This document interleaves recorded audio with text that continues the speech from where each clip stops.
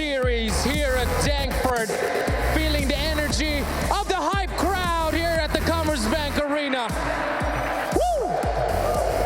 Yeah, that's awesome. That man in the yes, yes, I can hear you.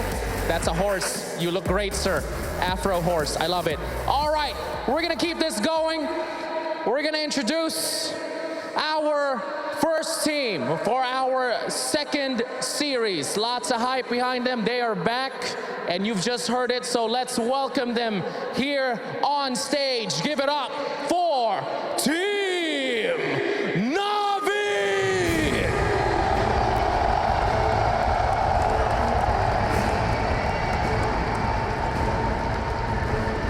Here they are.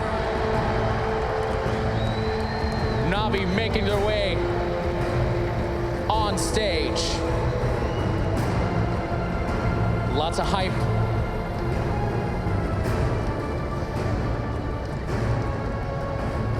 Hearing the cheers, getting ready onto their stations.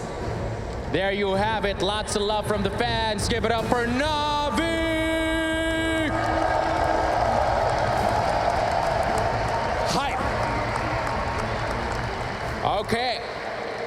Their opponents coming in to ESL One Frankfurt last minute, but they are ready to put on a show and match for you guys. Let's give it up for Virtus.Pro!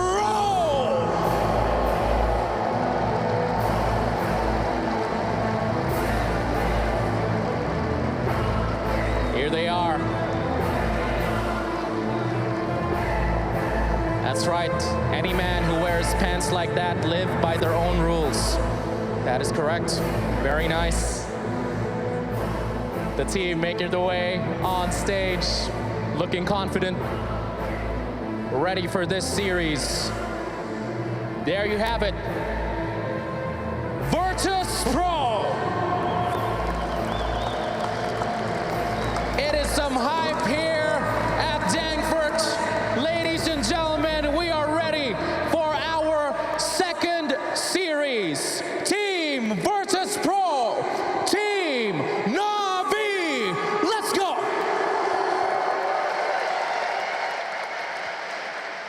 Right then, here we go then. Time for draft number one, Blitz. Predictions, 5 heroes. That's all you gotta do is pick 5 heroes out. 5 heroes in a row bow right to your now? supremacy. Okay. You failed. Your turn is up. I had to think of the heroes. Do you need the hero guide in front of you? That's what you need, don't you? Yeah, you see me Feel always do comfortable. that. Yeah, I've seen you do it. Which team are we starting with? Let's do NaVi first. Okay. This should be fairly easy for both teams, right? They're both going to want Drown, they're both going to want Winner. Enchantress? Easy. Yeah, Enchantress, Yeah. Morana, Yeah, Wind Ranger. yeah. Oh, look Drought. at this guy. You can read off a monitor. Oh, beautiful. Called out by Jacob. Doesn't get much worse than that. Stats don't lie. Okay. We're going to get into the draft very shortly. Seriously, though, these two teams, the way that they've been playing and the way that they've been picking, fairly similar over the last few months. So do you expect to see the same thing? Yeah, just because I think NaVi, something I wanted to point out about them is they bought into this idea. I don't necessarily think it's the right idea about Dota, but they bought into it. And I think that's so important for a team to just kind of have cohesiveness and say, okay, this is the style of Dota that we're going to play. We're going to commit to it. Like a philosophy rather than necessarily what the meta says they should play. You saw that against NaVi and Liquid, where those are the two powerhouse teams and they faltered a little bit. But against those other teams, the main advantage that they have is that they've got this idea. They 100% know what to do in the games. Sometimes it doesn't work when they play against the OGs, the newbies, the Liquids of the world. But against everybody else, they're always going to look top form. Okay, yeah, we saw some of that in the replays from Manila, where Alan pointed out quite rightly that the way that they come together now as a team, at least they're playing as a solid unit, which is more than can be said for a lot of teams right now who've got potentially better players on paper. Yeah, what people are really starting to learn about Dota nowadays is it's not an individual game anymore. So you don't have these star performances. The last one that I've seen in a really long time was DJ at Manila playing that Enigma, but you can't rely on moments like that anymore. You have to have consistent efforts throughout the team. People have to be on the same page consistently. At Liquid, that's what we constantly train, to make this kind of schedule in the game. Make sure, okay, at this time, you're going to be here, I'm going to be here, so your teammates feel comfortable as well. So Fada's going to be in bed, Heen's going to be playing. Look, I think what Will was saying is incredibly important, right? That you can talk about what is optimal to be doing at a certain time. You should talk about how you should value in-game objectives relative to one another, but you are definitely going to lose if you don't have all 5 players going toward the same thing, if you don't have all 5 players on the same page. NaVi's plan may not be optimal, but they have a plan and they're executing. Okay, what about Virtus.Pro? Do they have a plan? I think their peak performance historically the past year has been when they play all-out aggressive, almost stupidly aggressive, where they just sacrifice themselves and chases kills. And especially on the back of G, top performer. I think it was the Frankfurt major. I thought he was one of the best mid laners in the entire tournament, despite them crashing fairly early on against OG, who ended up winning. But I think that recklessness is something they need to bring to sort of catch their opponent off guard. Okay. G hasn't had the best performances. We saw flashes of it at Epicenter, but not the kind of G that we saw at Frankfurt last year. I think other teams have really, I think other teams made the adjustment after Frankfurt and a couple tournaments after that. They saw how badly G was hurting them, and they said, all right, we're going to focus him and make somebody else beat us. And their 4 players after that, especially because of the roster turmoil, the position shuffles, their 4 players haven't necessarily been enough on the same page to counteract that pressure. His hero pool isn't really in the meta either, so that's another huge factor that might punish him a lot. The fact that he plays a lot of Lina, Queen of Pain, Shadow Fiend, heroes like that. Not heroes that we've seen for throughout this year. I mean, Queen of Pain's still there, but 2 of the 3, for sure, have just not been there. Although historically, his Dragon Knight is actually pretty good. They just haven't necessarily gone back to it. Oh yeah, they had that one nice strategy with Vengeful Dragon Knight where they would push constantly, again with the all-out aggression and taking control of the game. Yeah, so we almost expect we know how they're going to play, which also means that NaVi know how they're going to play as well.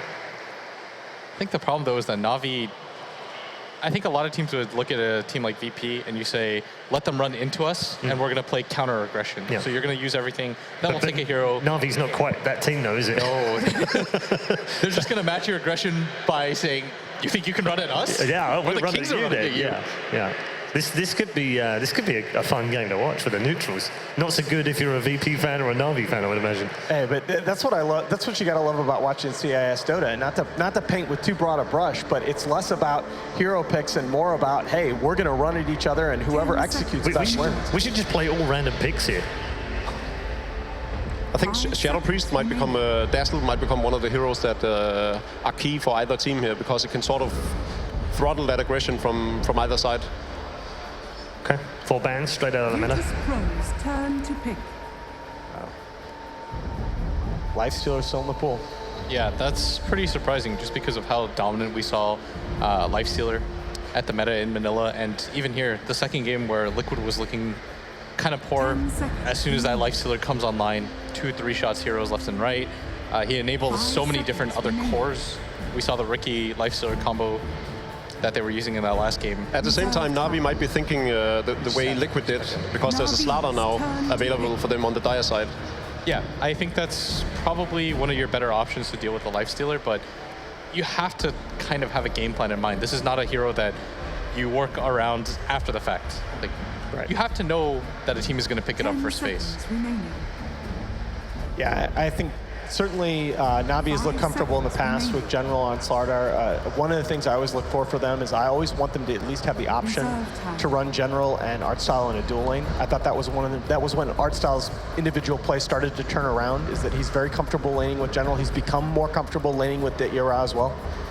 I also want to let you know about the picks and who chose what. Virtus.Pro decided for first pick, and NaVi chose Dire, which is actually very unusual, considering they've done Radiant picks over the last few months. I mean, I think we saw it. It's much more, it's much more in terms of what we saw in success rates. 66, 67%, something like that. Slardar Ench or Slardar... Maybe Disruptor. Yeah, Disruptor I think is sort of good to keep control of the game, and if you land that Static Storm on top of the Lifestealer, he becomes easier to deal with. I think I don't know if you give up Riki here, though. It's so scary playing against. And Riki is one of the better heroes against Lifestealer, just because you're constantly invis, you get on top of a hero. It really just depends on how you're going to take the game. Because if you want a better laning phase, then you take the Enchantress here and try to punish the Lifestealer. Like, the one thing that you can do against Lifestealer that people universally start to agree on is disrupt his laning phase at all costs. Before he comes online with those phase boots, with the armlet, once he hits the armlet, Paul, absolutely no way to kill him. Yep. Virtus.Pro's turn to pick. That is an interesting timing on the pickup, especially. It's one thing that I'm surprised that they picked it. It's another that it came out this early. Yeah, I mean, we saw this a couple times in Manila. I remember NaVi did it one game to complexity, and the Cole guys got really kind of thrown off by this. The AA first phase, it takes away a lot of the combos that teams like. Okay, Yep, there's the Ricky. that's what I was really concerned about when I said, okay, you have the Lifestealer, the Ricky's going to be a clear follow-up. It does kind of mess with NaVi's draft a little bit because you have 2 melee initiating cores, but at the same time, you saw in the last game what that combo can do to catch up. There's no support in the game that can survive against that. And the combination of Slardar AA, that was MVP's preferred opener when they had second pick. When you have second pick and you can open Slardar AA, you clear up so many of your issues. I actually liked what, I wanted to get your thoughts on this, because I really liked what Liquid ended up doing against that combo. They actually ended up initiating onto the Slardar. Usually you guys are very, very, very aggressive in terms of applying pressure to the enemy supports. In that game, they actually initiated onto the Slardar, then prioritized the Invoker. It's just because you know that the Slardar is going to be the most disruptive force in the game. Right. That's what Slardar gives you.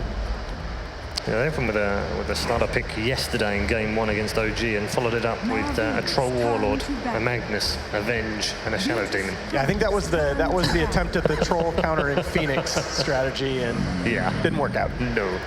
Done in 30 minutes. NaVi's turn to pick. Still have the Ench as an option. Not sure how... I guess the one downside of Ricky is that he doesn't really provide much for you in the way of laning phase, so that's where you can choose to get aggressive if you want, if you're NaVi. Tell you, the Drow strat's still on the table, though. Yep. Scary against Lifestealer Ricky, but NaVi runs it very, very well. Yep. I've also seen VP picking up Timber and Phoenix pretty often as well. Now, what do you think about this? Because this was Fnatic's attempt in the last game to try and counteract the Ricky. What do you think about the Bounty Hunter Ricky matchup? It's not even about counteracting, but it's that both heroes do similar things for you. Right. They both get really deep wards. If you notice that whenever you have 2 Invis heroes in a game counteracting each other, it's a ward game through and through. You just have to play that prediction game more than anything. And Bounty Hunter, yeah, the track is good against Invis heroes, but it's not as if the Ricky cares that he's tracked. He's just a vehicle.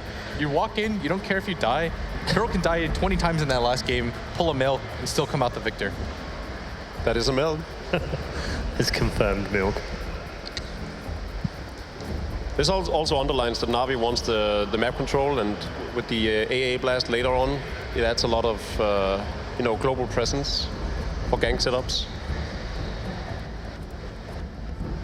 This is also where having Yoku back in the offlane position really gives you a lot of options. His hero pool is extraordinarily broad at that position. Yeah, I like the Tide pick here a lot.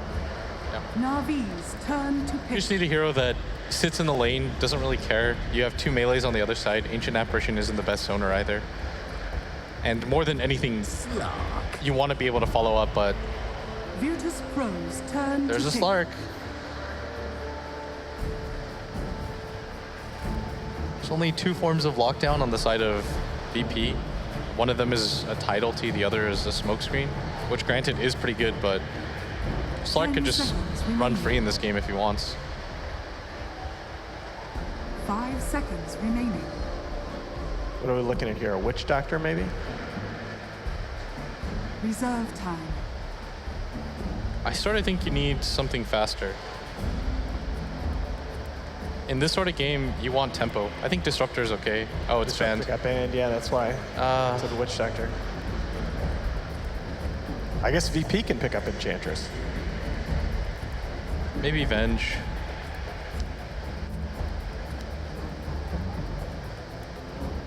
Man, Disruptor would have been so sick for them. Avenge is a good pick here too because they have that history of running it as a core, so you don't give quite as much away. Well, they've been running a lot of Phoenix recently. Yeah, 2 out of the 3 games yesterday, I think. Yeah. Oh, I mean, there's no way they're going for Avenge core. They already have a Lifestealer, so that's not an adaptation that they can afford making. They've run some pretty unusual lane configs behind it before, but yeah, I would tend to agree here. Because they Venge Core, they're certainly going to aggro try around it, and you're not going to leave the lifesteal alone. I don't think Lion is too bad. Lion's okay. He kind of is going to get slowed down in this game a lot. You just need a support hero that can keep up with the other 3 cores when they make their plays. I think Witch Doctor's an okay laning support, but I don't know how fast a hero like Witch Doctor can play. What I mean by that is it comes down to pace of the game more than just move speed or anything like that. Now they might just group up and go for like a Shadow Shaman, or even... Nah, they're not going to go for a Chen.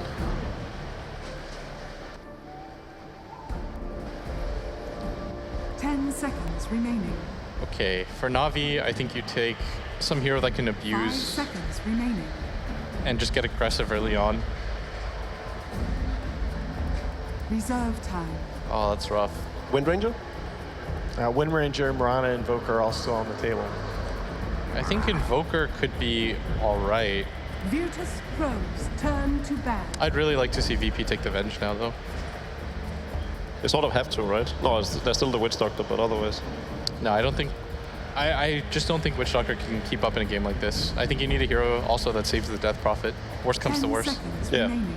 I mean, when you say keep up, they do have some decent 5-man 5 potential seconds here. remaining. Yeah, but if you pick Witch Doctor, then Slark gets in your back lines. You don't really have clean ways to protect him. Whereas Venge is tanky.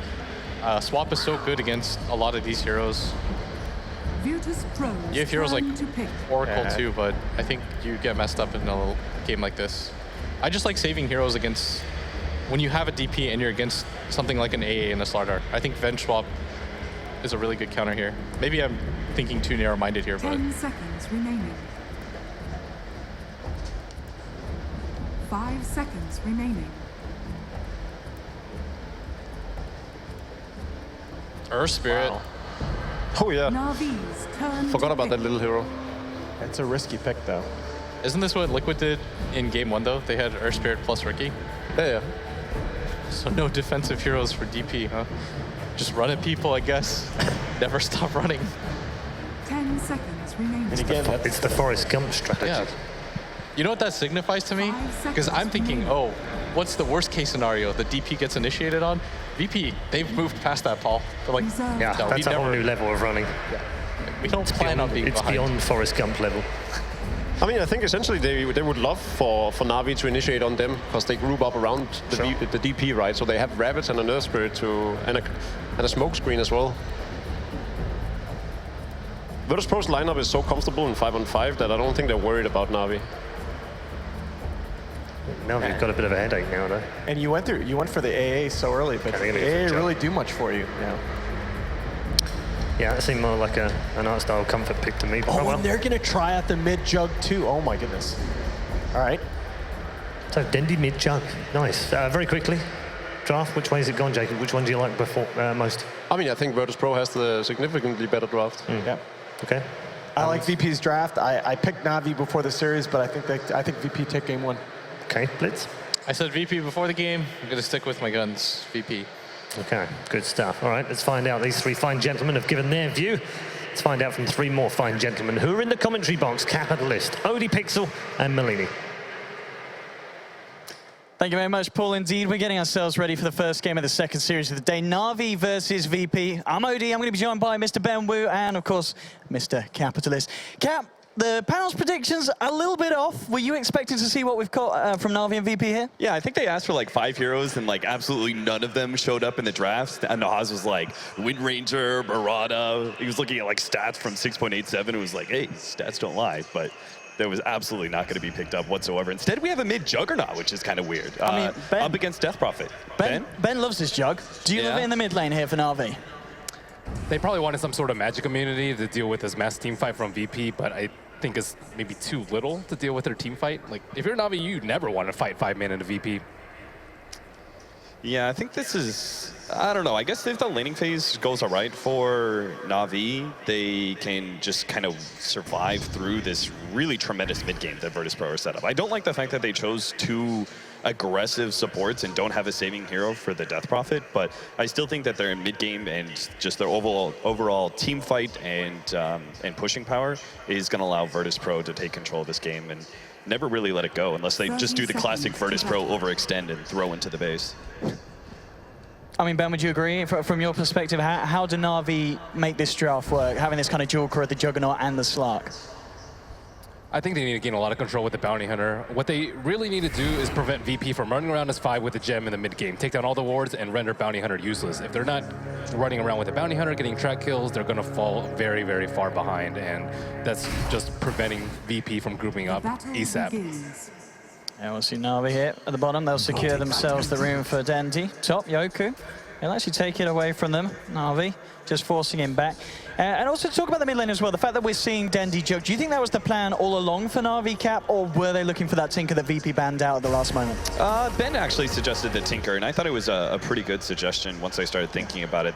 If they really just turtled this game out, they could give the time for the Slark to be able to come online. Instead, they're going to have Dendi like just try and be able to focus Death Rocket down in fights with an Omni Slash jump in, but this is essentially going to turn into kind of a dual lane scenario where they're protecting G from the Bounty Hunter harassment and might even be able to pick up a kill if they surprise NaVi with 3 heroes. But Tinker would just allow them to turtle high ground really easily with AA, and then you have Vision with the Amplify Order track to just spam rockets, and VP would have a really difficult time pushing the base. They don't have great sustain aside from Spirit Siphon in team fights.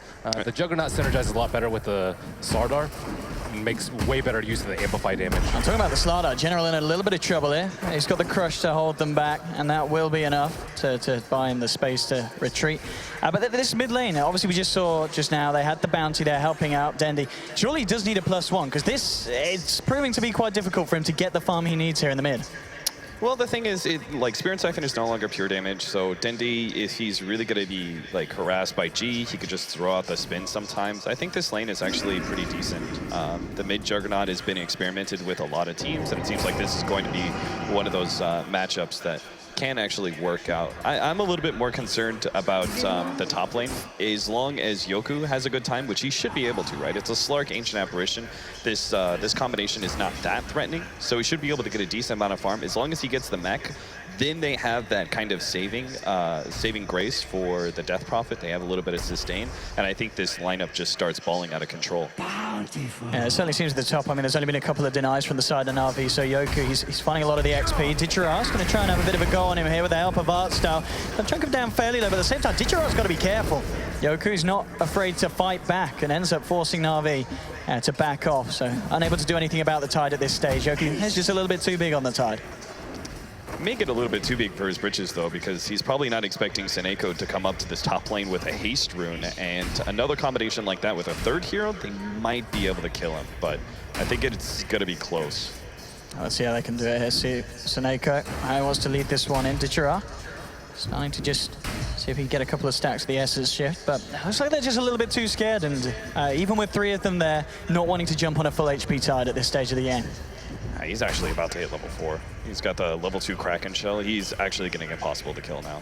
I mean, look how aggressive he's going as well. He's just waltzing past the tower now. Seneko will come in, but Yoku making his way towards Artstyle. Artstyle's got to be careful here. Yoku absolutely just not caring at all about the fact that there's 3 heroes of NaVi onto him. He'll start to walk away now. Maybe NaVi can go for this. Yoku's trying to turn back towards Artstyle. He's trying his best to play with NaVi as much as he can, but it looks like he may go down here finally. Pops the Verified Teacher on. Yoku! He's done it! Gets himself first blood! And NaVi having a lot of issues there with the tide, Ben. The AA is supposed to be okay at dealing with him with the magic damage from the Chilling Touch, but he didn't have it off cooldown for a really long time. The Bounty Hunter is pretty under-leveled at this point, and Slark is just not that great versus the Tide Hunter. I'm surprised they threw so much at him. On this bottom as well, VP trying to make a go on to General. No Fear rolls across, the skills on point, and a second kill for VP. The big reason that I like really favoring VP's draft here is the fact that their laning phase is set up, so I don't really see a point where Navi's going to be able to beat VP for the first like 25 minutes, right? The laning phase should go well for all of these. Actually, every single one of them should be pretty good. And then Virtus.Pro are going to move into that place where they start grouping up, they start pushing down towers, they take objectives like the outer towers and Roshan, get an Aegis in their hands. There just seems to be a very clear game plan here. Well, Navi, they're going to have to play a lot more of a hit-and-runs kind of style with these pickups like the Juggernaut and the Ancient Apparition Slardar. They need like to go for the quick pick and then back out. And there's just not that many threats on the side of NaVi. Maybe once they get level 6, they can come with the AA, ulti with the Trek, but VP, they have a lot of threats that NaVi have to address already. The Tidehunter is getting out of control in this top lane. I'm trying to make a bit of go on G here, but FNG will reveal himself, forcing General back. Artstyle, Seneko in General still hanging around. But VP, they will back off, and NaVi unable to find anything here. Seneko's going to move into the jungle. We'll get eyes onto NoFit. Relatively low, but I'll see if he can actually do something about this. He has got a rollout available, NoFit, so he should be fine. Kicks away the bounty, and Seneko... Actually, to be fair, NoFit now out of mana, but Seneko will back off, and Spirit will be allowed to retreat. The hard part is, like, the supports are gone now, but what do? You can't pressure a carry like Lifestealer. It's just one of those kind of lanes that you can't gank really easily. You can't put pressure on the Lifestealer because he's got this natural sustain. So you've created, like, some space where you know the Earth Spirit isn't ganking mid, but that doesn't really alleviate anything or really put pressure on VP in any way. I mean, still just looking at this top lane, the Tide's got more CS than the Slark. He's about to hit onto level 6. This is a really tricky situation here for NaVi. Our mid lane trying to make a go onto Denzi. NoFit rolls in, gets the stun off, and with the Siphon, they'll be able to do a great job of this one, VP. Another kill for them, 3-1. And I've got to say, Ben, this early game seems to be going fantastically for Virtus.Pro. Yeah, FNG's been doing a really good job of running around. He was in the mid lane, he threatened the Juggernaut while they were preoccupied with the Tide up top. Now, nice hit. They're going to potentially find themselves another with the slow, chasing down Seneko. No help at all, of course, for this bounty hunter, and Virtus.Pro just beating NaVi to pieces here in this early laning stage. And Yoku's got a ravage. Ditchera's got to be careful. Yoku can even try and maybe go for a kill if the positioning's right. Just playing around it. He's teasing at the moment with the tentacles. But they will force him back. Oh yeah, Yoku is having an absolutely excellent time here. Mid lane, Dendy trying to make a go onto Gene. Looks like he will get away with this one. So Dendy finally finding himself a bit of positive action there in the mid lane and getting away with that solo kill thanks to the Omni Slash. That's really huge because they need Dendy. Like, he's the playmaker in this team. They drafted him a mid laner that doesn't come online that quickly, but he's still got to try and create space. And being able to get the kill on the enemy mid will boost his levels, be able to get him online a bit faster. And maybe NaVi can start doing something to slow down these heroes. But this is nice as well. They go straight in with FNG. Pops the smoke screen to make sure no Dark Pack will be there for Ditchera. Easy ravage here for Yoku, and now VP is chasing down Seneko. We'll see how aggressive they want to go here. No fear.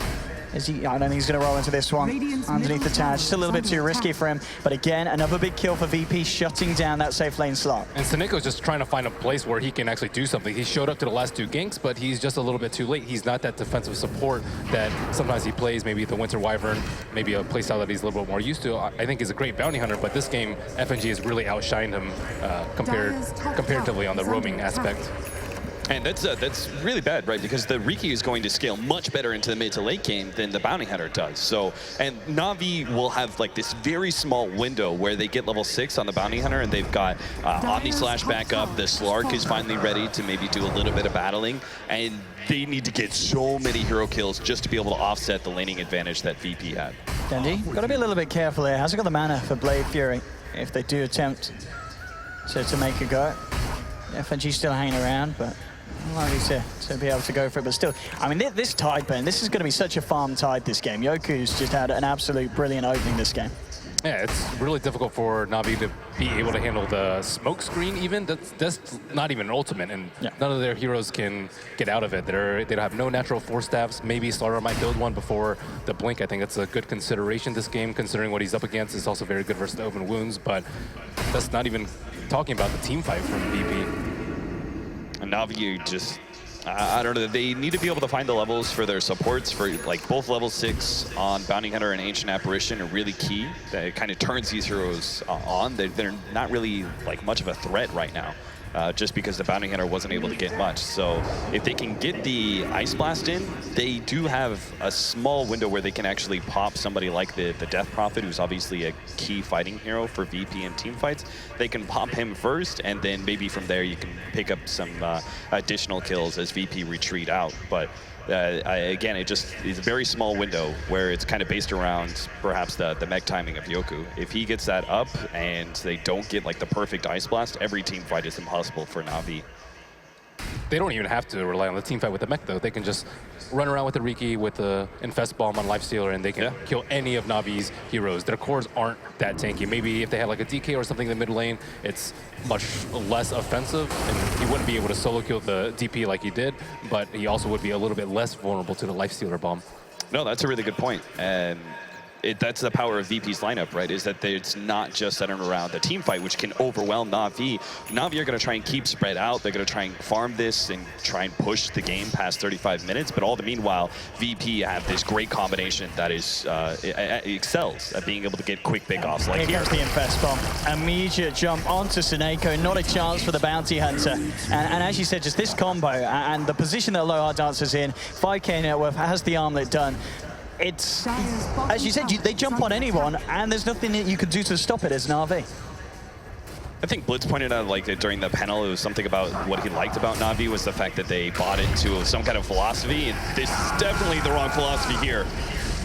Look at this, Dendy just being forced right back. G pops the Exorcism, ready to move in, finish off this tier 1. TP's starting to come through. Ice Blast, Still have the it's going to be on point. Looks like there's the actual flyby caught out G, and they should have a good chance of bringing him down low, and they will. They'll take down the Death Prophet. Ditcherard turning up as well. FNG to fall. So NaVi, they will lose the tower, but finding 2 kills this time, and a big one as well, taking down G on that Death Prophet. And VP have to be more careful about the 10-minute timing. They just bought the Tome on the AA, they got him level 6, and then the Ice Blast completely caught him off guard. Maybe a little bit of surprise in the DD from the Juggernaut, although the main damage dealer was the Slark in that AA ultimate. Yeah, as Ben said, just imagine if there was a level 6 on Seneko in that case, and they got a couple of track kills and they start building some momentum. Virtus.Pro need to be a lot more cautious about this. I would say probably about like 18 minutes, I would say. Once you start hitting the 20-minute marker, I think the power swing goes back into the favor of Virtus.Pro. And they didn't have the Tidehunter there. You want the Tidehunter there, like if they want to jump onto them, which heroes like Slark and Star have to do, you're going to get Ravage. DP's going to get her Spirit Siphons off. Might not heal too much because of AA Ice Blast, but they will get a lot of return kills. Benji coming forward, but spotted out here in Seneko. Be able to get the immediate D-Ward, no fear. He wants to try and do something about it. Rolls in. Unable to get locked down onto Seneko. So VP, for the time being, will continue to push on this tower. Look at the money that Yoku's saved up. Is he still going to finish off the mech, or do you think he's saying, I'll just get a blink straight up now, Cap? I think he still goes mech. I think even with the Ice Blast, it doesn't really matter too much.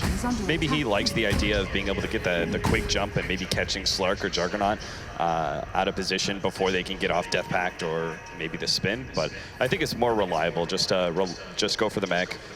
5-man around, take some tier 1 towers, and inevitably NaVi are going to split up and try and out-farm you. And then that just opens up the window for the Riki Infest combo, which they're going to go for again here. I think Blink's a little bit better, personally. Seneko again caught out by this combination. Let's see if any kind of backup's going to come through, and it won't. NaVi lose another. VP in position to now finish off this tier 1 in the mid lane. Yoku's just actually simply just head straight towards the top and continue this incredible rate of farm. And he's got the money for the blink. We'll see if indeed that is what he's going to go full in now for on Ben, top of that. Is it the Ice Blast?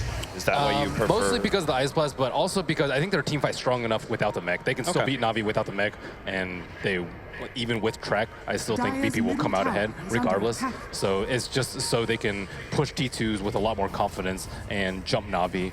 Yeah. Ditcherard actually trying to make a jump in onto G. This Ice Blast, it could be big as well. Flying through, it's going to catch all 3. They'll take down one, and now General comes in with a 2-man crush. No fit to fall as well. NaVi, they've taken down 2.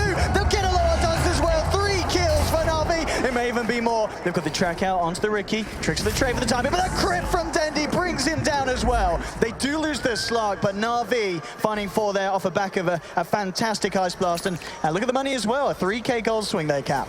I mean, that's just track kills coming into play. Virtus.Pro weren't careful. That's a second fight where Tidehunter is just late to it. And that's not necessarily on the Tidehunter. I think that Virtus.Pro are just not communicating well enough. They want to go for a fight like that. They wait for Yoku first to be there before they try and initiate or be in a position where they could potentially get initiated on.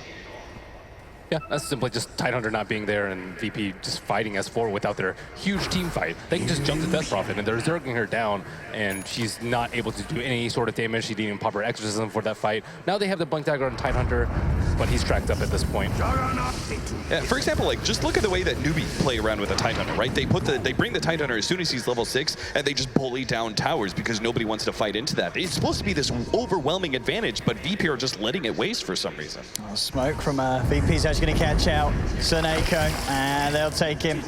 Another death on this bounty hunter. Has been caught out a fair few times, but as you've been pointing out, as long as there's still the potential for him to get tracks out in future team fights, the bounty's still going to do his job, even though he's dying a fair bit. Yoku jumps in onto Denny. The smoke screen follow-up, so no escape here for the Juggernaut. And VP find it. It's a one-man Ravage, but it's a Ravage worth spending, I guess, Cap, for that Juggernaut kill. Yeah, absolutely. It's not just the kill. Like, obviously, the Juggernaut is really high value because he's such a big level and he's the highest net worth hero on NaVi. It's like the hero that you worry the most about in this period of time. But it's also the fact that you could have actually pressured the tier 2. Instead, they're going to rotate bottom. He's very far out on his own here. And VP, I got the initial silence out. He may be a little bit too slippery, though. Still trying to work his way around. At the same time, they've actually lost the Death Prophet in. Ditchera pops the Shadow Dance, still on the retreat. But G actually being the one to be more out of position as NaVi find themselves another. Bringing it to 10-9, and all things said and done, Bennett, it does seem that NaVi are starting to climb back after being fairly behind in this laning stage. It's not a really well-coordinated VP that we're seeing here. They're fighting way too just strangely around the Death Prophet. There's like not that many heroes surrounding her. She got jumped by the Slardar, AA ulted, and just died. And so many times she just has not been protected by her team. And when you don't run a defensive support, no Dazzle, no Oracle, no anything like that, you have to be around her all the time.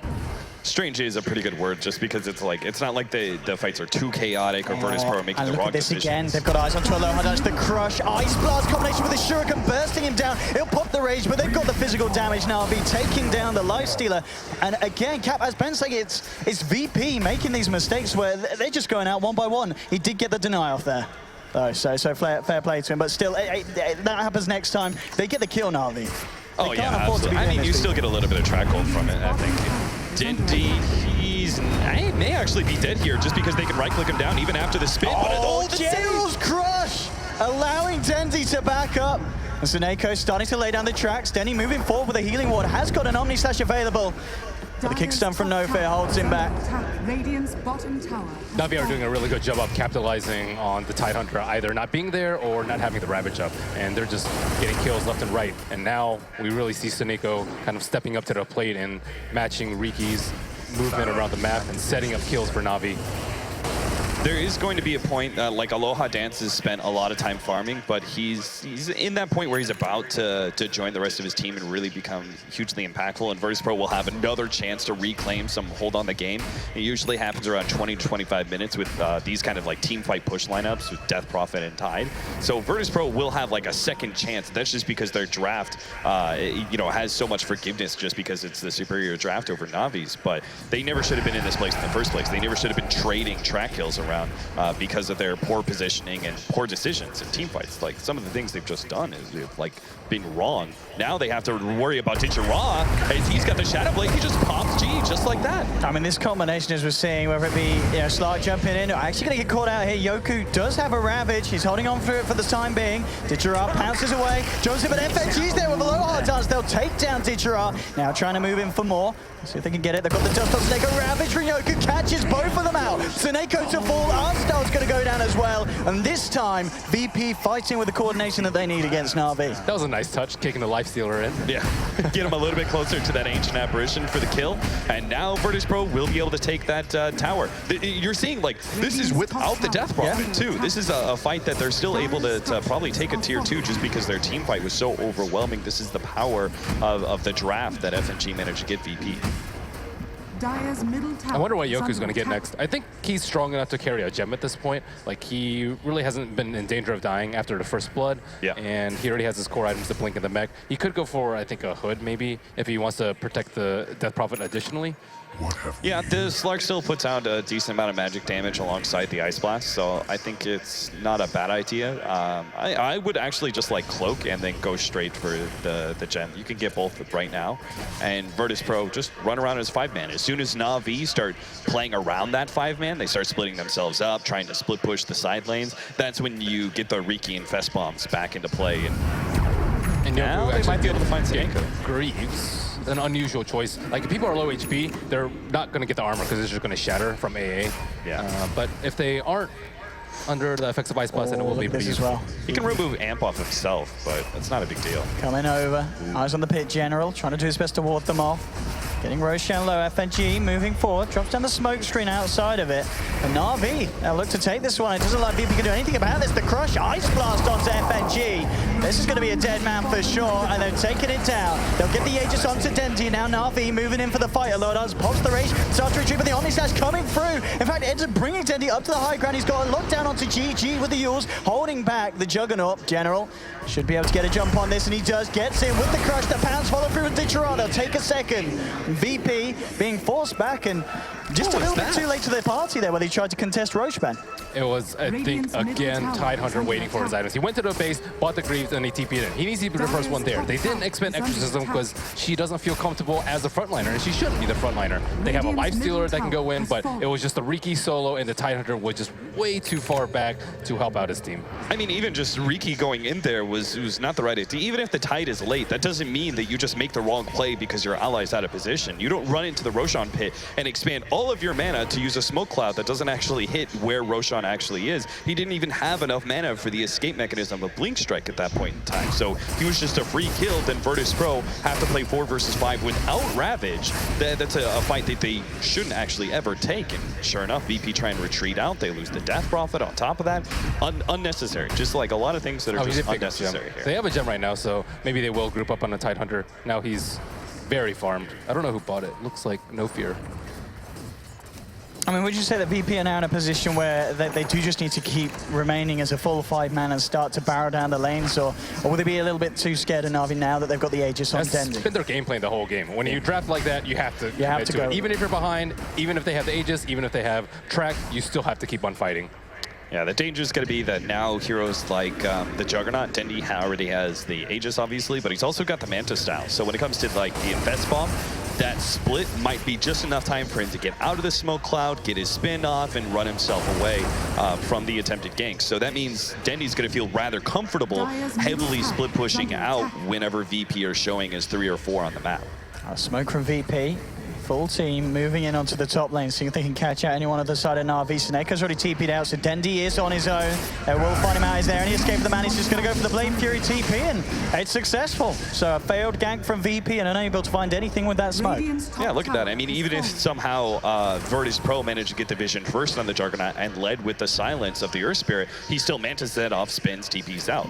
This is what we're talking about. Lifestealer bomb is going to come straight in onto General, forces himself down, trying to look to retreat, and he's actually going to get himself out here. NaVi are they in a position to go back in. Smokestream will hold back Ditchera, stun from No Fear as well. Let's see if NaVi can continue to chase. Ditchera ready to front line. At the center, they've got to be careful. Yoku's got a Ravage, but the Ice Blast coming in. There is the Ravage coming out, and NaVi's starting to crumble. They've lost General. A lot of items will fall in return. Magnetize coming through from No Fear as well. It's doing a lot against NaVi, but they'll fight for it. Take down a second. They'll jump forward onto Dendy. Yoku should be able to finish this one off as well. The Ghost chasing him down. Dendy looks to just get himself out, and he will. Dendy escapes. In fact, he's thinking about coming back in. He's still got an Omni Slash available. They've now lost 3 on the side of VP. Seneca falling on there. Omni onto G. Dendy coming back with a sliver of health. Does it there and secures the team fight for NaVi. Beautifully played by NaVi. The way that they managed to kite Virtus.Pro towards the latter half of that fight is particularly the Death Prophet, and just clean up heroes whenever she wasn't looking their direction. Really well played in that regard, and I think Virtus.Pro, they're just losing too much control. Like the fact that Yoku was really slow to throw out the Ravage, like it was sitting there, he's sitting in the camp waiting for his opportunity. He had plenty of opportunities where he could have hit 3 or 4 heroes, but then he tries to counter the Slardar's jump in and try and hit the Ravage first, and that just didn't work out. The Slithering Crush is already down, Spin was already hit by Dendi, and it was really ineffective Fissure because of that. Also, they shouldn't have been in this point where Slaughter has Blink and Force Up at this point. They weren't able to eliminate him at the start of the fight. If it were a 4-on-5 with Ravage and Exorcism, even with Aegis, I think they would have won that fight. But they missed their big surprise when they jumped the Slaughter, and Slaughter was in a position. He wanted to get jumped at that point, and all NaVi just followed in immediately after. Oh, Lowdown's very lucky they're actually moving around outside of the vision of the Slark. But as we can see from the individual net worth, you know, this is a game where the Slark Ditchera is only a few hundred now behind this Lifestealer. And at the start of the game, Ditchera was getting absolutely crushed in lane. This has pretty much been a perfect recovery for NaVi now. And if anything, Kat, would you say that they're the team that's ahead now? Oh, absolutely. I think NaVi almost have this game in the bag. That's how far ahead I feel they are, because their lineup is only going to get stronger now that they've weathered through the first 25 minutes of the game. Honestly, they shouldn't be in a point where they're controlling the map this early on, but they are. And I think you're just going to continue to see more and more pickoffs for Ditchera or for Dendi's Juggernaut, where they see a single hero out, they're going to Omni Slash it down. And if VP do actually get, like, they finally commit to the 5-man push on a tier 2, NaVi may actually have, if they get the right kind of Ice Blast, they might still be able to win that fight. I still think a lot of it has to do with the gem on Titan. If he loses the gem, I think NaVi are in a really good position. But at this point, they still aren't able to move around the map that freely. People are still vulnerable to the Smoke Cloud and Fest Bomb. I think Juggernaut in particular, now that he doesn't have Aegis.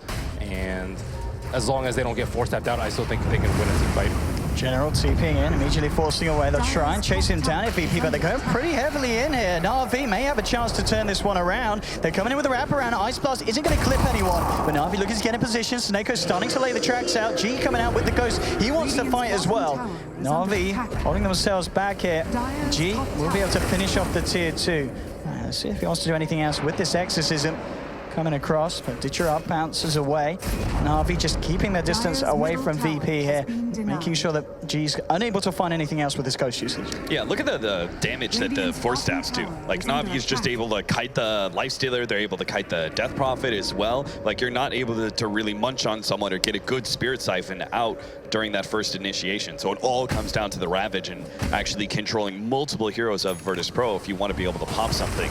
If you're on the side of VPs. So they need to find a better initiation. NaVi, though, are seeing an opportunity here with the Exorcism down. Unfortunately, their smoke runs into FNG. Now General's going to be in an awkward situation. Slides himself down. FNG jumps in on this. He's a bit of a madman.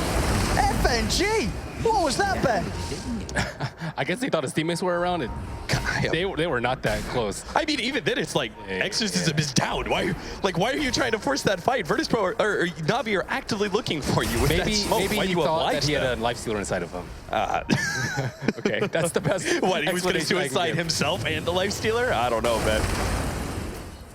Regardless, I think that Artstyle has been playing particularly well this game. Like, his level 6 timing was the beginning of NaVi starting winning fights, and his choice to go Force Staff first over a more greedy build like the Midas, I think is... I mean, and the Ice Blast have been absolutely brilliant. He's 3-1-12, so involved in 15 of the 17 kills of NaVi. It really has been that pick that's really made this lineup of NaVi's work out. G has just picked up a BKB. I mean, how much is this going to help him when they try and go for these pushes, Cap? Is that the item that they were waiting on that can allow VP to turn these fights around?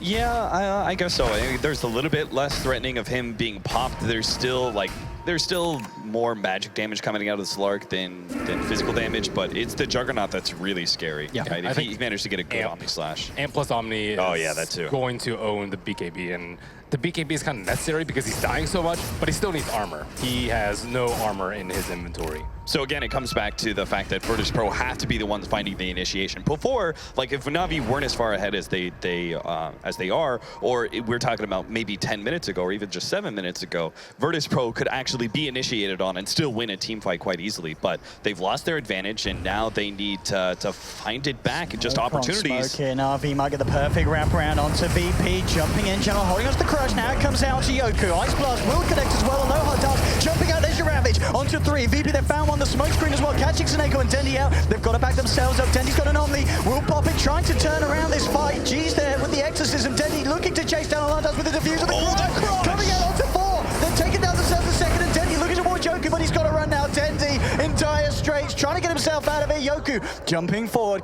Dendi, can he actually get himself away from this? It's looking, he needs a backup. The Yule setup is there from G, and VP should look to take the jug. Dendi's making them work for it, but the ghosts come through, and they'll find themselves a third VP. So even though it looked like NaVi were going to have the wraparound on that smoke, VP come out on top, and the ghosts just doing too much that time, Cap. Yeah, that was a little bit awkward just because NaVi should have had the better initiation there just because they were, Virtus.Pro were caught out in a weird situation with their smoke, but he still managed to get a 3-man Ravage before the spin out from Dendi, and that kind of set everything up for VP, but it's still the fact that, like, that fight was still close, right? And that's concerning if you're a VP, and it was also a fight where they used Exorcism but didn't get an objective, and if NaVi just continually play forward and make these fights go relatively even, you know, trade some bounty, some track kills back and forth, waste more Exorcisms, waste more Ravages, the game is just going to stall out because Virtus.Pro won't be able to ever be the ones truly on the offensive, truly pushing in the base and trying to take a lane of racks. So at that point, NaVi are kind of happy, you know? That fight was only close because VP took a gamble. It was a very smart and calculated gamble. They had DP on the bottom lane, so they figured that a couple of NaVi heroes might go out to gank him. Slardar, I think just plus AA could probably kill Deathprop. FNG waltzes in, but they've got a sentry down. And then the other 4 came into the mid lane, hoping that NaVi wouldn't be as 5, and they weren't quite grouped up yet. They managed to find them in like the 3 seconds prior to when they were about to group up. And then Death Prophet comes in. She doesn't have that many items, so it's kind of good that she comes in at the latter part of the fight, but NaVi weren't set up. Like Bounty Hunter didn't get tracks out on anyone. Slark was kind of, oh crap, I need to use all my cooldowns, and then he died immediately during Ravage. I really like that play from VP. It's still not quite enough just because of the fact that NaVi now have another Aegis in their hands, another situation where Virtus.Pro, I don't know, if you're in this situation, Ben, do you think you still fight it out? Yeah, do you think Virtus.Pro just go for the 5-man? And they've shown signs of brilliance in terms of execution for the team fights. A lot of moments where you're just like, okay, what the heck are they doing? But they have upside, like that last fight where they kind of maneuvered around NaVi. And I think they have a pretty big window before Slark gets BKB. Once Slark gets BKB, things are going to get a lot harder, but looks like it is not going to come for some time. Yeah, VP moving in, but it has been scanned out by NaVi. We'll see how well they're able to play around this one, heading towards the northern tree line. See if they want to come back in or if it's just going to be NaVi disengaging. In fact, the silence going to be Titch, but he hits onto the stun, gets the Shadow Dance out with the Ice Blast from Armstar onto G. We'll see if NaVi can turn this fight around. Omnislash coming out from Dendi. No fear being pulled low, and they'll take the Earth Spirit. G with the Ghost, the BKB up. He's got to be careful, using himself, but NaVi still with a full 5-man, looking to fight here. Jumping forward onto G. The Ravage from Yoku coming out, but it doesn't look like it matters. Dendi with a Blade Fury takes down G. Now Ditchara, can he get himself away? He can. Pounces away from Yoku. Aloha Knight's caught out by the crush. Dendi and Alstel hot on his case. A third kill for NaVi, and they lose nothing in this fight. Did Yoku not have Ravage up at the start of the fight? He could have gotten at least 2. I think even just killing the Slark at that point is pretty good because you don't want to fight into the Aegis. Yoku's in trouble. Can they get the crush? Yes, they can. That's the gem too. Now it's the beginning of the end. Yeah, it really is. Unless Yoku can somehow, no, there's no way. Yeah, there's no chance. Yeah. He had to get some sort of Guardian Greaves, blink into trees, and then... He lives long enough for Seneko to come in and get the track kill as well. That's nice of him. Feeding that extra gold to FNG. He's trying to grab the gem, but oh no, Seneko. He's like, okay, another track kill it is. Thank you, FNG. I mean, FNG, he's been in a few questionable positions, hasn't he, Ben? He certainly has, and now VP, I think they just have to stomach the loss, buy another gem, and just keep on chugging for the team fights. Like, they're not going to outscale NaVi at this point, and their team fight is just... I mean, when Ben said stomach the loss, I thought he actually meant game 1 and just try and go for game 2. Because Virtus.Pro are just like, they're really far behind, and it just getting worse and worse every 5 minutes. What do you think about the Manta style choice by Aloha Dance, though? I thought it was kind of interesting. Gets rid of amp damage, extra units to soak up Slash. The Invis jumping onto Aloha Dance. Doesn't look like NaVi are going to be able to follow through on that, though. Just creating space here to get the pressure onto the tier 2. But yeah, as Kat was asking, Ben, but the Manta style lifesteal, I mean, that's not going to be a good sign if you're forced to buy that. Actually, I don't think it's that bad. Okay. You'll see Gyros build Manta style a lot, particularly against the Slardar. Just, you can't have that amp on you in one, like, the whole fight. You can rage one off, but the good Slardars and the good Bounty Hunters will just wait until you rage, and then that's going to be stuck on you for a very long time. He's got the tricks of the trade. We'll keep him alive for the time being. Jumps back over to G. So this time, FNG's going to be fine. I like it a lot more than BKB pickups that we see sometimes on Lifestealer. I think Manta just gives you a lot more. I hear all those NaVi chants coming out. They are very excited that their team is in a good position for this game 1. I think that's just the sound from the players' booth. I think Dendy's leading a chant for his boys. Here we go, though. I mean, VP, how do they hold against... I mean, how good is Navi's high ground push, the high ground break? Because I'm looking at VP, they've got a lot of things that are hard to jump into. Yoku. Okay, well, wasting your Ravage is not what you need to do. All right. I mean, they might still get the kill. They will still get it. It was calculated. The Ravage, it was all to set that one up. NaVi, they're going to jump back in. Look for G with the self-heals after. Throws in the Ice Blast. And G, where's your BKB now? No way that that's going to save him against the physical damage of NaVi as they take down a second. Trying to get himself out, no fear. He'll be able to get himself back to base. But things just looking to be a bit of a shambles here for VP. Was the calculation trading 2 for 1 there, Owen? Man, Virtus.Pro, another lost fight. They're not the best at maps, Cap. NaVi going to be able to take... I mean, I'm pretty sure they try and push high ground, see if they can force the Death Prophet to buy back, because VP can... I mean, they don't have Ravage, but I guess they do have Exorcism. I think all of VP is just feeling charitable today. Just want to give track gold to all of NaVi's team members. Yeah, very nice. How generous. Yeah, it delivers straight to your home, you know? Oh, Yoku jumps in. Immediately, Dichiro responding. Denzi as well coming in. And Yoku's falling low to the Ice Blast. They'll take him. Blade Fury from Denny finishes him off. And Dichiro moving in for more. No Fear rolls away. Sliding in. General gets the crush up onto a low hard dance. Amplify out as well. Can he get himself out? Infesting into No Fear with a diffusal blood from Denny. Looking to chase it. Tricks of the trade from FNG, forcing NaVi back. They won't be able to dive anymore. NaVi, got to be careful of getting a little bit too ahead of themselves if they're diving the tier 3s this much and are on the retreat now. As, I mean, all things said and done, Cap, NaVi, they still need to focus on taking the tier 3s in the rack, surely. Yeah, well, NaVi can sit back. Like, they don't need to try and pressure high ground. They can just sit back and farm up and become bigger and bigger. Like, for example, Dendy's got 6k gold, right? He can complete his Scotty. He's got 2,300 HP, but it just doesn't stop there, right? He can still build a few more items. Same goes for the Slark, who's supposed to be, like, the bigger carry as well. So they still have a lot of room for growth. So in that case, NaVi aren't on any incentivized warpath to just run into the base. They can sit back, you know, farm a couple of Roshans, force VP to be the ones attempting to initiate and taking the risk of going out for a smoke gank and stuff like that.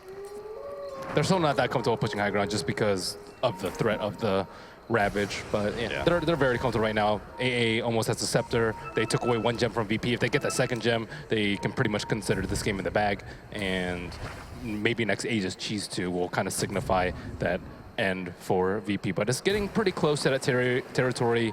VP maybe like an Abyssal, I think, on Lifestealer, if he can ever get it. This can maybe help kill people during infest bombs, but the 4 steps continue to prove to be an issue. Oh, look how deep General is. I think the Courier did just spot him out. It did. They'll jump straight back into him in General, trying to be sneaky. And that's the gem. Okay, Virtus.Pro get a little... I mean, that's a free pick-off where they didn't have to use either one of their big ultimates. They can aggressively smoke, push out, see if they can get another pick-off. And you have to remember, like Ravage is such an amazing ability because no matter how late into the game, it can win you a team fight. It's just part of the problem is Virtus.Pro need to be in a position where they can win a team fight and then push high ground, or at least force buyback. So there's some sort of end game scenario, but Virtus.Pro just aren't finding that fight. NaVi are going to dance around them. They're going to play back, and if necessary, they can go out and fight Virtus.Pro before they get to the base. So you can at least make sure that Exorcism, even if Virtus.Pro does win that fight ever so barely, they can't use that Exorcism to threaten your high ground, and you can hold on to your buybacks. They need a refresher on Tidehunter. I think that's the first step that VP need to concentrate on to win this game, because if you just get 1 Ravage, they'll all BKB immediately after. They don't really have the stun follow-up to keep them chain stunned. So if they have Lifestealer do a lot of damage with 2 Ravages, maybe they can kill like 2 people at the start of the fight. But if NaVi like pop their BKBs preemptively, or spin on the Juggernaut, or have Aegis and Cheese to take the ultimates, then... Hostile coming very deep across, and immediately VP looking to punish, but the Omni from Dendy not quite going to finish off the Rookie. Uses the ult to dodge it. Ravage coming through as well. They take it down Hostile. Eyes onto Dendy, but Dendy Blade Fury starts to retreat. VP, they've already lost 2, and the rest of NaVi are moving in. Infest into Yoku. He's looking to get that Lifestealer out of there, and he will do. G, though, he's been left behind. Pops the BKB, but again, it's not going to save the man. Prolongs the inevitable with the Yule Scepter, but it's a 3rd kill for NaVi. Yeah, G tried to come in through the back, and That was just not a team. Like, it was a good Ravage, but they had to be all set up in order to capitalize on that Ravage. And you can see what Ben was talking about. They need just more chains done. And Death Prophet, like, her items are just not very useful at this point. The BKB, there's so much physical damage that doesn't really matter. She has the Yule Scepter, and Dendi, like, purged off her Yules a couple of times throughout this game, and she just cannot survive. She has 10 deaths. Not been a good game for G. And like, that's something like, not a good game for G, not a good game for VP. There's like direct correlation there every single time. G is such a, you know, an important part of Virtus.Pro. Like, he's carrying them through like half their games. So if he's not having a good time, there's no way that Virtus.Pro can put him on their shoulders. NaVi take her axe without G on the Death Prophet. No way that VP can even dream of holding that. So NaVi getting away with that one for free. And we'll now back off. Roshan's back up here. And I mean, if NaVi can take this, which is looking highly probable that they'll be able to, then they can just simply go for another push straight down the bottom or something, can't they, Ben? Most certainly. But VP, here they go. Okay, they've scanned it out as well. They know that NaVi are waiting for them here. How do they wrap around this? They don't have the Ravage. I have no idea how they win this. Gee.